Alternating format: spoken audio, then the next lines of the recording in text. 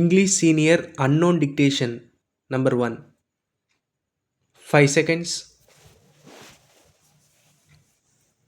Start.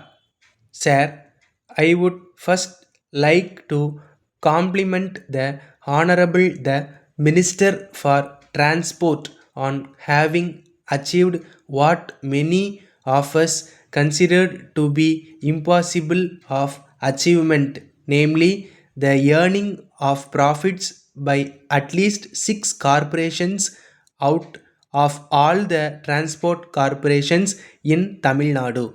There is no doubt that it is on account of the increase in fares that was made 3 years ago. I wish to say that I welcome this bill.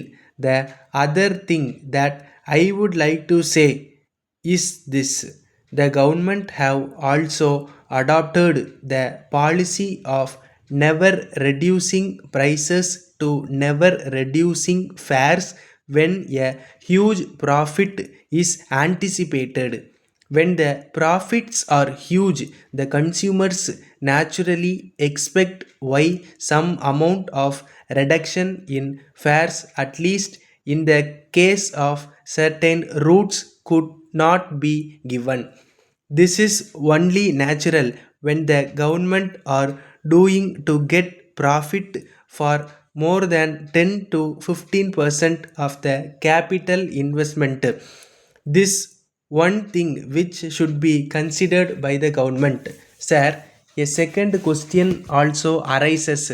We see that out of all the transport corporations, we are losing only in the metropolitan service and in the express bus service. What does this indicate? It means that in all the rural services, our fare structure is such that there is great scope for these corporations to make adequate profits.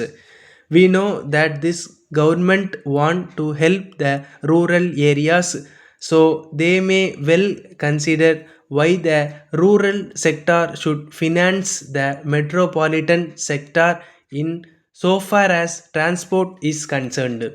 When I say this, I am not suggesting to the Honorable Minister to increase the cost of metropolitan transport. On the other hand, I only request him to see whether it is possible in any way to amalgamate one at least of the rural corporations with the metropolitan service. In that way, it may be possible to set off the profits of that sector against the losses of the metropolitan sector, so that as a whole these corporations may at least sail in the same boat. Sir, the other point which I wish to make is this: if we want to have profits, then I think that some efforts should be made to improve the amenities in our bus depots and in the transport depots owned by the corporation. I am sorry to say that at present facilities are lacking very much in those places. I think that ordinary amenities like toilets, washrooms, and restrooms, which are provided in every bus transport abroad, should be provided in all the bus depots owned by the corporations, particularly in district towns. I may point out that there is heavy passenger traffic, but the amenities are so poor that the passengers are put to difficulty. The transport corporation and they must have the elementary facilities of drinking water or washing water or even toilet facilities.